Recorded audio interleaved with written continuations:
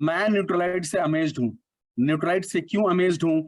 क्योंकि जब आप हेल्थ की बात करते हैं, प्रिवेंटिव हेल्थ की बात करते हैं या हेल्थ को सस्टेन मेंटेन करने की बात करते हैं, या किसी बीमारी से बाहर आने के बाद दोबारा उस बीमारी से ग्रसित ना हो जाए, और कोई बीमारी से ग्रसित ना हो जाए, उसके लिए जो भी एफर्ट लगाते हैं, वहां मेडिसिन कोई काम नहीं आता है।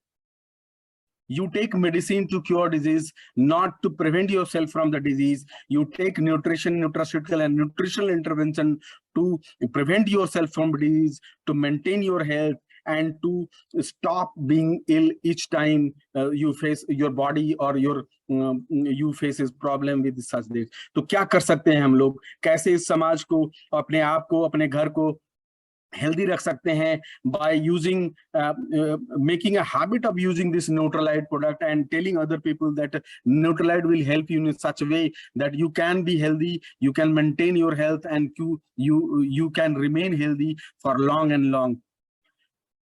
सबसे पहले मैं शुरुआत करता हूं कि किसी भी हेल्थ केयर का जो बेसिक मापदंड है कि आपके जो मेजर ऑर्गन सिस्टम है, जो आपके शरीर में जो मेजर अंग है, वो सही से काम करें। कैसे काम करेंगे? कैसे उनकी एजिंग होती है? क्यों लोग बीमार पड़ते हैं? मैं कार्डियोलॉजिस्ट हूं, मैं सबसे पहले हृदय से शुरुआत करता हूं। हार्ट डिजीजेज, एक समय था जब जो अंडर डेवलप्ड कंट्री थे या जो डेवलपिंग कंट्री थे, वहां पे हृदय की बीमारी कम हुआ करती थी। और आज एक समय है जहां पे हर वो अंडर डेवलपिंग या डेवलपिंग कंट्रीज है, वहां पे हार्ट की डिजीज बढ़ गई। इसका मतलब कुछ बदलाव तो हुआ ऐसा, जो हृदय के रोग इतने ज्यादा होने लगे। तो क्या कर सकते हैं हम उसको रोकने के लिए? क्या बदलाव हुआ?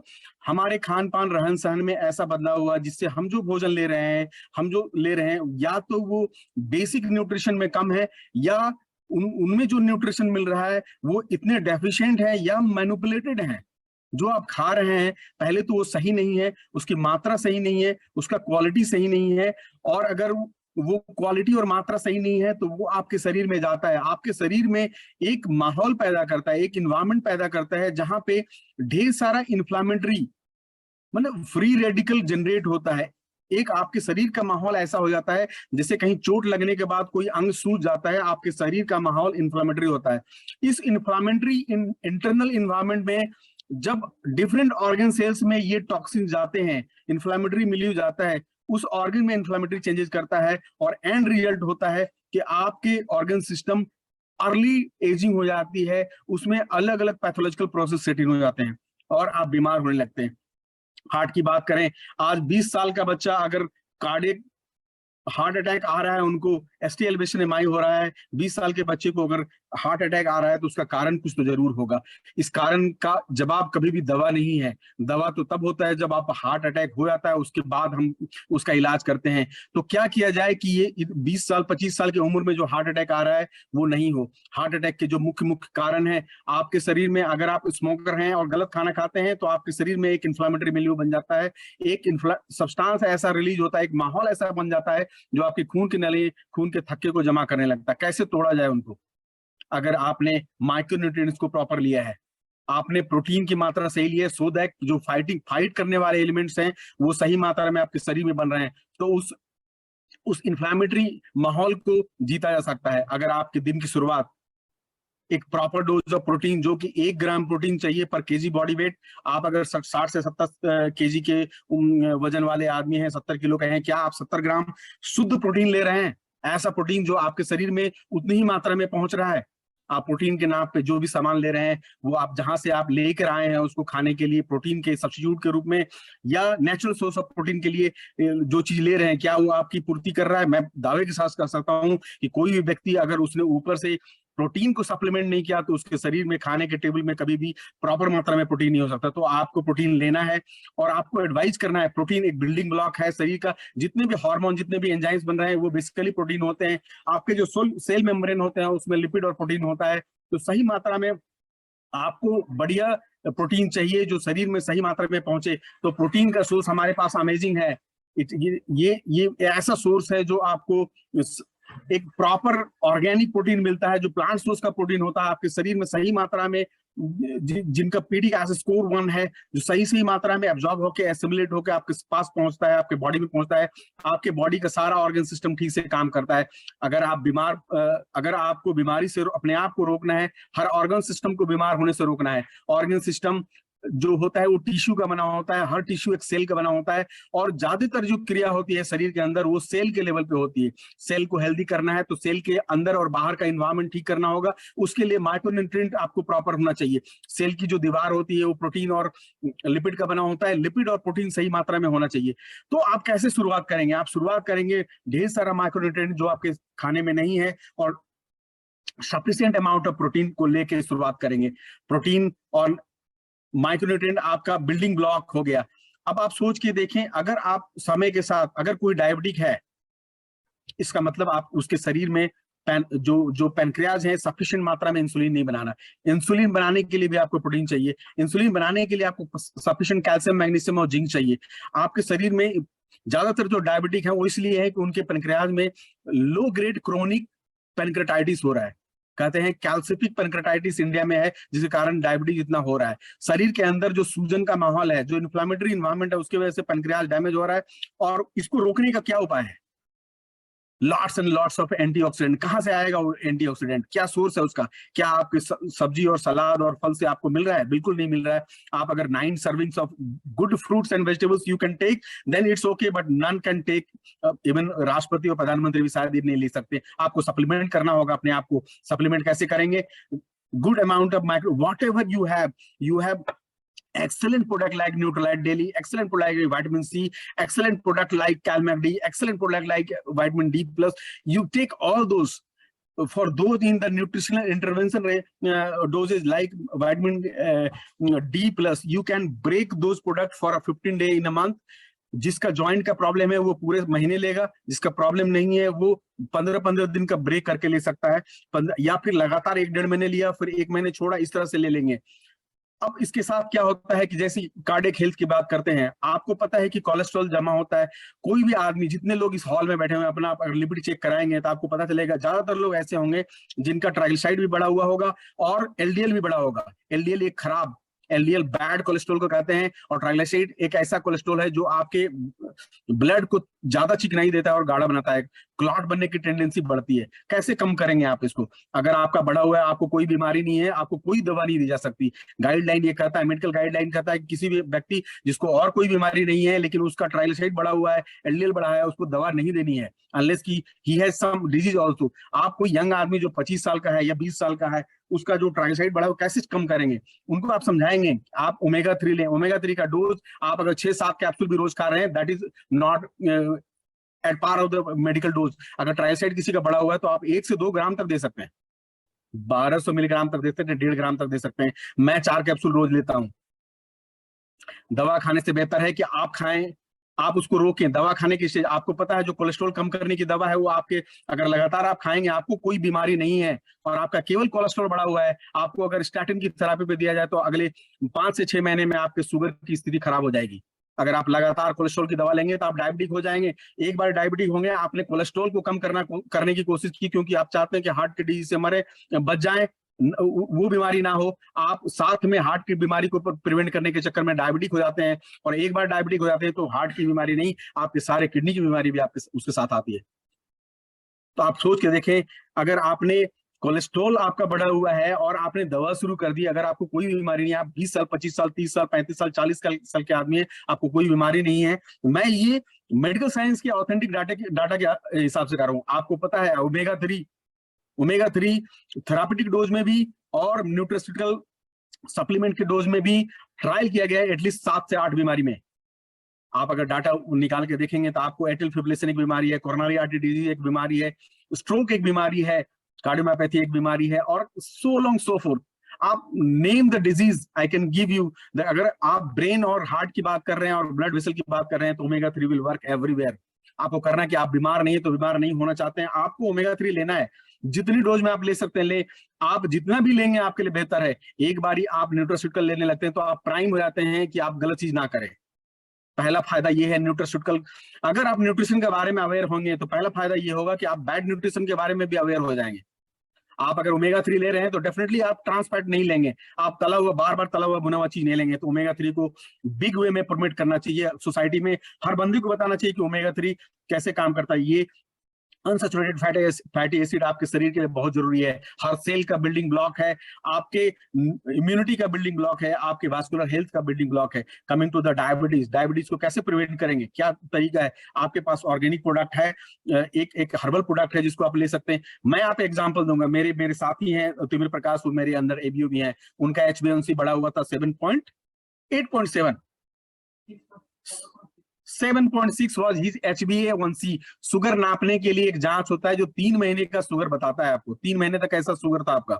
उनका पहला मैंने एक ट्रायल के रूप में उन पे किया, उनका HbA1c अभी से 1.5-2 महीने पहले था 7.6, 6.5 से HbA1c ज्यादा होता है तो उसको कहते हैं कि शुगर हो गया।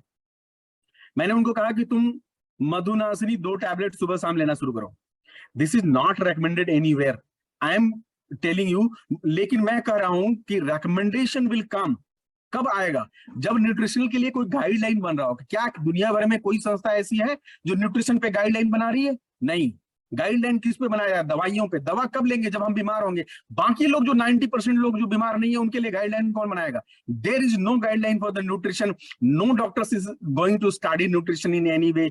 एक चैप्टर में न्यूट्रिशन पढ़ा होता है, उसको हम लोग स्किप कर जाते हैं।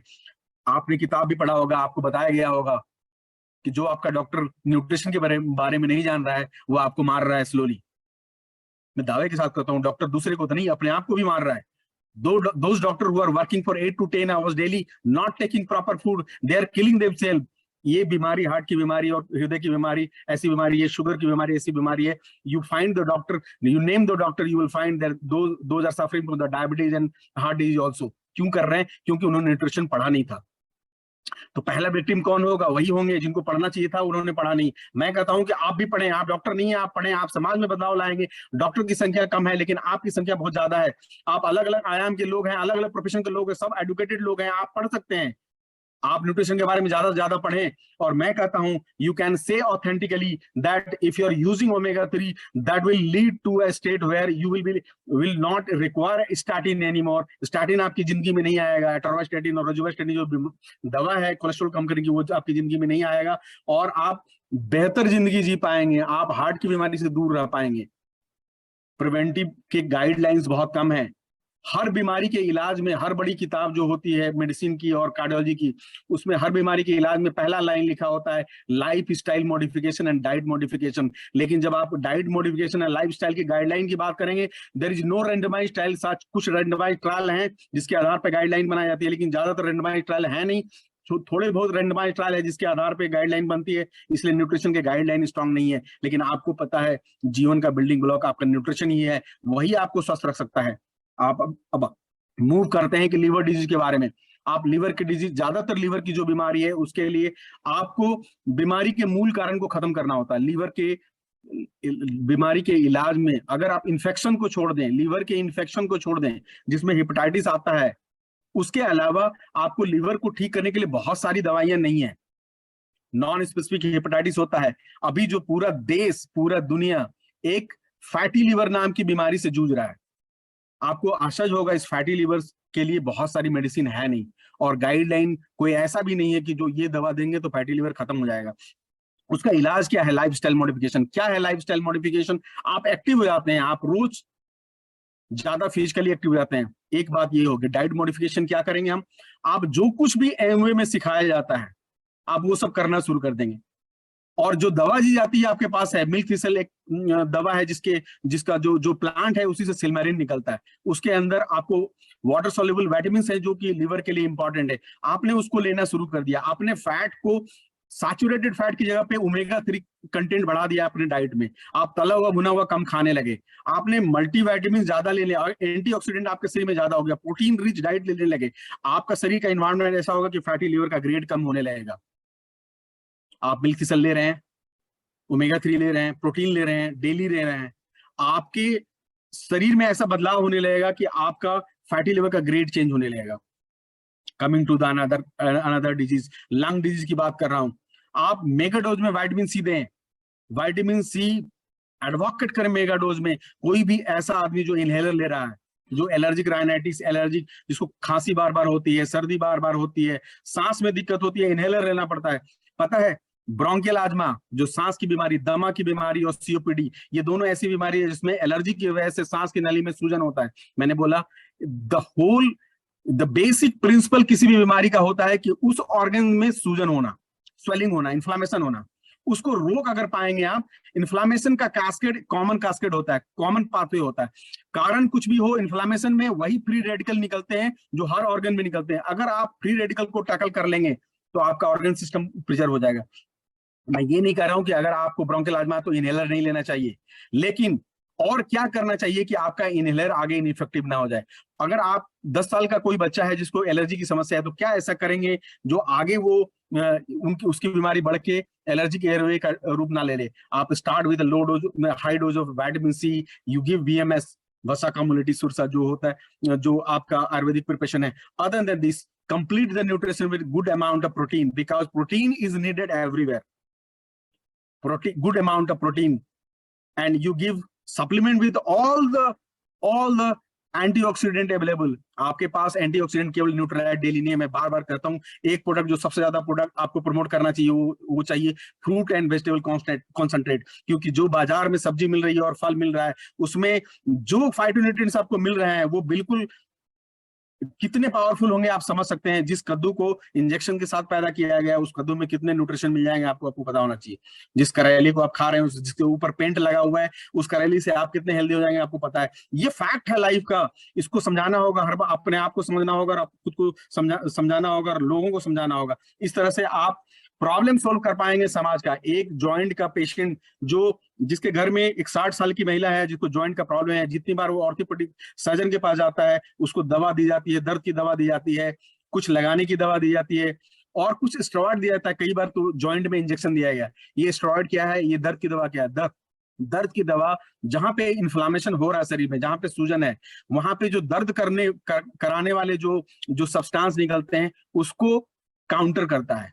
वो सूजन को नहीं रोकता है, सूजन को पार्सली रोकता है। सूजन क्यों हो रहा है, इन्फ्लामेशन क्यों हो रहा है, उसको नहीं रोकता है। वो जो एंड प्रोडक्ट है उसको काउंटर करता है, दर्द का अनुभव ना हो। आप स्टेरॉइड क्या देते हैं, एंटी इन्फ्लामेटरी एजेंट है। कोविड के टाइम में सबने सुना होगा कि स्टेरॉइड का दे दो, स्टेरॉइड दे दो। स्टेरॉइड क्यों हेल्पफुल था? क्यों? उसने सूजन को कम किया। मैं कह रहा हूं आप अपने शरीर को प्रिपेयर करिए कि आपके शरीर का इन्वायरमेंट इन्फ्लामेटरी नहीं हो। कैसे प्रिपेयर करेंगे? ज्यादातर प्रोडक्ट जो मल्टीविटामिन के हैं हमारे पास, वो उस ऑर्गन सिस्टम को इन्फ्लामेशन से बचाते हैं। आप Nutrilite daily, fruit and vegetable concentrate, they are very good products and one should promote like anything. अब आते हैं आपको जॉइंट के लिए। जॉइंट में ज्यादातर जॉइंट जो उम्र के साथ खराब होते हैं, एक उम्र के बाद जॉइंट के अंदर जो फ्लूइड है वो कम हो जाता है, आसपास की मांसपेशियां कमजोर हो जाती हैं, बोन के अंदर जो कैल्शियम डेंसिटी है कम होने लगता है, बोन्स का मिनरलाइजेशन कमजोर होता है। कैसे मेंटेन करें बोन हेल्थ को? आप ज्यादातर लोग यहाँ पे जानते होंगे कि एमवी के अंदर जो प्रोडक्ट है, पहले जो प्रोडक्ट थे और अब जो प्रोडक्ट है, इसमें दो तरह के प्रोडक्ट है। एक प्रोडक्ट है जिसको न्यूट्रिशनल सप्लीमेंट के रूप में है, कैलमैक डी, लो डोज में हर चीज अवेलेबल है उसमें। एक प्रोडक्ट है विटामिन डी प्लस, जिसमें थेरापेटिक डोज में है। आप vitamin D is equivalent to therapeutic dose जो चाहिए किसी आदमी को 17 से 2000 यूनिट विटामिन डी और विटामिन के और लिकोरिस, और इसके साथ अगर आप कैलमैक डी को सप्लीमेंट करते हैं और ग्लूकोजामिन देते हैं जो कार्टिलेज हेल्थ और बोन के जॉइंट या अंदर के हिस्से को और मसल के जहां पे जुड़ता है उसके हिस्से को मेंटेन करता है, तो आप पाएंगे कि 6 से 8 हफ्ते में उसके जॉइंट हेल्थ में काफी इंप्रूवमेंट हुआ है। With this supplement and some added exercise, जितना भी वो कर पाए जॉइंट को बचाते हुए, उनके बोन हेल्थ में इतना बदलाव आएगा। साथ साथ बेसिक न्यूट्रिशन जरूर देना है उनको। क्यों? बेसिक न्यूट्रिशन नहीं होगा तो आपका बाकी सप्लीमेंट काम नहीं करेगा।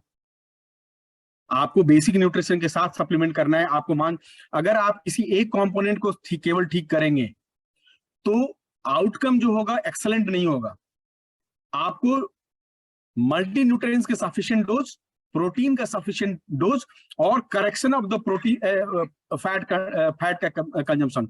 जो कार्बोहाइड्रेट, फैट और प्रोटीन जो 3 बेसिक कंपोनेंट है, उसके अलावा विटामिन और मिनरल्स हैं, उसमें से प्रोटीन को सप्लीमेंट करके ऑप्टिमल तक पहुंचाना है। फैट को ठीक करना है, उनके हैबिट में तला हुआ भुना हुआ चीज निकाल देना है, डब्बा बंद चीज को निकाल देना है, और ओमेगा 3 को ऐड कर देना है। मल्टी न्यूट्रिएंट्स सफिशिएंट मात्रा में जोड़ देना है, और फिर स्पेसिफिक चीजों को जोड़ना है। लीवर वाले ज्यादा है तो उनको मिल्क थिसल ज्यादा बढ़ा देना है, नेचुरल बी बढ़ा देना है। अगर ज्वाइंट का प्रॉब्लम है तो कैलमैक डी, विटामिन डी प्लस और ग्लूकोसामिन को बढ़ा देना है। इस तरह से बढ़ा के आप अगर करेंगे तो you will find that the good results are there. एक मोटिवेटेड कस्टमर जो सेटिस्फाइड होगा, he will bring so many customer and he will teach other also that कि ये ठीक हुआ था इसके करने के बाद। अब वो दर्द की दवा नहीं लेगा तो उसकी किडनी बच जाएगी। अब आते हैं रीनल हेल्थ पे। रीनल हेल्थ पे, you know most of the inflammatory disease of the kidneys excrete protein, protein बाहर निकालना शुरू होता है। अगर आप शुगर के लिए हेल्प दे रहे हैं और प्रोटीन सफिशिएंट मात्रा में है आपके शरीर में, तो आपका रीनल हेल्थ भी सुधार होता है। आप प्लांट प्रोटीन लेते हैं, एनिमल प्रोटीन कम लेते हैं, तो आपका यूरिक एसिड भी फॉल करने लगता है। जॉइंट हेल्थ हो गया, लिवर का हेल्थ हो गया। अब आप समाज में बहुत सारे लोग होंगे जो कि हार्ट के किसी न किसी कारण से हार्ट की मांसपेशी कमजोर की, वो दवा खा रहे होंगे हार्ट की। आप उनको कहें कोएंजाइम क्यू लेने के लिए। कोएंजाइम क्यू एक ऐसा मॉलिक्यूल है जिसका थेरापेटिक डोज भी बहुत ज्यादा है। आप कम से कम प्रिवेंटिव डोज में दे। कोएंजाइम क्यू हार्ट की मांसपेशी को मजबूत बनाता है। कार्डियोमायोपैथी जो मांसपेशी कमजोर होने की बीमारी है उसमें बहुत मदद करता है। इस तरह से आप पाएंगे कि कोएंजाइम क्यू उनके जो मेडिकल ट्रीटमेंट है उसको सप्लीमेंट कर रहा है। वायरल फीवर पर कई लोग कोविड के बाद उनके हार्ट की मांसपेशी कमजोर हो गई, उनके खून की नली में कोई ब्लॉकेज नहीं है, उसके सांस फूलने की वजह से उन्होंने डॉक्टर को दिखाया, डॉक्टर ने इकोकार्डियोग्राफी कराया, उसमें हार्ट उसका कमजोर है। आप कोएंजाइम क्यू उसको प्रमोट करें। कोएंजाइम क्यू थेरापेटिक भी है और प्रिवेंटिव भी है और न्यूट्रास्यूटिकल इंटरवेंशन के लेवल पे भी काम करता है। आप कोएंजाइम क्यू को बिग वे में प्रमोट करना चाहिए। देखिए, अगर आप गाइडलाइन का इंतजार करेंगे तो गाइडलाइन विल नॉट कम। क्यों नहीं आएगा? क्योंकि अभी the whole health is controlled by the pharmaceutical industry and they will talk about only medicine. But time is changing. Now they are also thinking in terms of the nutraceutical. They are coming with the nutrition, and now once the approach of the people will change towards the nutrition and nutraceutical, they will be forced to have study on the nutrition, and we will have guidelines in coming 20 to 25 years. 20 to 25 years. 20 to 25 years. क्या आप 25 साल तक इंतजार करना चाहते हैं उस guideline का, या आप अपने लेवल पर तैयार करेंगे अपने आप को? आपके पास अगर आप न्यूट्रिशन के पेपर्स को जाएं, आप वेब पे सर्च करें, you will find lots and lots of articles are there, resources are there where nutrition is working like anything. लेकिन आप इस्तेमाल करने में डरते हैं। क्यों डरते हैं? क्योंकि आपको खुद इतना नॉलेज नहीं है, इन डेप्थ नॉलेज नहीं। अपने नॉलेज को बढ़ाना है, और एमवे अपनी तरफ से कोशिश करता है न्यूट्रिशन के बारे में आपको इन एंड आउट बताने का। आप अपनी तरफ से भी कोशिश करें। There are so many indication. जब विटामिन सी के से होने वाली बीमारी के बारे में नहीं पता था, उसके पहले क्या विटामिन सी नेचर में नहीं था? लेकिन जब पता चला कि विटामिन सी की कमी की वजह से ये सब बीमारी हो रही है और जहाज में लोग मर रहे हैं, तो vitamin C as a therapeutic use होने लगा। क्या विटामिन पहले नहीं थे? फाइटोन्यूट्रिएंट्स पहले नहीं थे? लोग नहीं जानते। साइंस डिस्कवरी नहीं होती है साइंस में। हम लोग we are able to know, acknowledge that these things are there, और ये रेमेडी हमारे पास थी पहले। जब हम जान जाते हैं तो उसके बाद हम उसका इस्तेमाल करने लगते हैं। मैं आपको बताता हूँ कि नॉलेज भरा पड़ा है, आप कुछ भी गलत नहीं करते हैं, सब साइंटिफिक है, एवरीथिंग इज साइंटिफिक। और nutrition will overtake the curative medicine in coming years। and आप इस बात को मार करें कि जो हेल्थ मेंटेन करने की बात है वही प्रायोरिटी होगा। बीमार लोगों की सेवा जरूरी है, बीमार लोगों का इलाज जरूरी है, लेकिन जो लोग हेल्दी हैं उसका हेल्थ मेंटेन करना उससे भी ज्यादा जरूरी है, कि बीमार की सेवा के लिए भी हेल्दी लोग चाहिए होते हैं। समाज में एक अर्निंग मेंबर, परिवार में एक अर्निंग मेंबर जब बीमार हो जाता है तो बाकी जो हेल्दी लोग हैं उनको जो अर्निंग मेंबर है उनके हेल्थ को मेंटेन करना जरूरी होता है। तो अगर आप चाहते हैं आप economic health of your society and your family is maintain, you must maintain the good health. Health को मेंटेन करना जरूरी। आजादी पाना, आज आजादी की पूर्व संध्या पे हम लोग मिले हैं, तो बताता हूँ, क्या आजादी पा लेना काफी था हम लोगों के लिए, या आजादी को मेंटेन करना ज्यादा जरूरी था? हैविंग ये freedom is another thing, but maintaining the freedom is actual thing. Having freedom is another thing, empowering the economy of the country is very important. अगर आप अपने परिवार को, अपने समाज को, अपने घर को बीमारी से बचाना चाहते हैं। अब बीमारी अगर हो गई उसको ठीक करना चाहते हैं तो ये अलग बात है कि उसको सही इलाज होना चाहिए, लेकिन आजादी मुक्ति बीमारी से मिल जाना, आजादी पा लेना काफी नहीं है। आपको आजादी को मेंटेन करना होगा और मेंटेन करने के साथ साथ अपने आप को इकोनॉमिकली और सोशली एम्पावर भी करना पड़ेगा। आपका समाज में आपके पैसे की इज्जत होनी भी जरूरी है। आप अगर पैसा, मैं एक विचित्र प्रोफेशन से हूं, विचित्र प्रोफेशन इसलिए कर रहा हूं कि मेरे घर में जो पैसा आता है वो बीमार लोगों के जेब का पैसा होता है। I just hate that. मुझे घृणा है उस पैसे से, लेकिन मेरी मजबूरी है कि मुझे उसी पैसे से अपना घर चलाना पड़ता है। मैं अपने आप को साबित करना चाहता हूं कि I can run my family other from money which comes from other than my core profession. The day will come when I will dedicate all the my earning from the medical science to the people of Bihar and people of Bhagalpur and people of India, and I will run the hospital on a basis where there will be no profit from that organization. That will run as a no profit no loss organization. Thank you. God bless everyone. Come join this journey and bring hope to the people and change the world. Thank you. जबरदस्त। सभी लोग unmute कर सकते हैं, सभी को unmute का power दे दिया गया है और जोरदार तालियां से हम लोग